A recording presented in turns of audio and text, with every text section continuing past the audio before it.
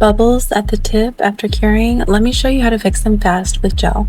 I'm starting with my nail glue and a fine 5mm brush to press the glue underneath the nail. Here you can see that air bubble that formed right here. This was my first time using the stiletto shape from the Beatles Tip X original, and I ran into a few challenges because of the large apex. Next, I'm switching to a thinner, lower viscosity top coat to coat the entire underside of the nail and push it into the air bubble.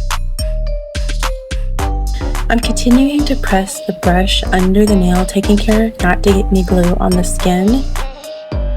I wanted to show you another angle of trying to push the brush and the glue underneath the nail, but normally I would just do it on the with my hand flipped upside down like this.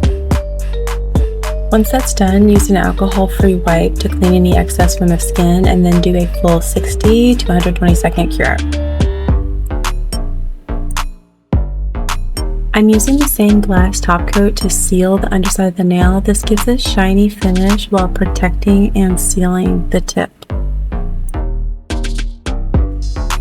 I'll only wear these nails for about 2 days, but if you plan on keeping them longer, make sure to fill the bubbles completely before you full cure for a smooth, lasting finish.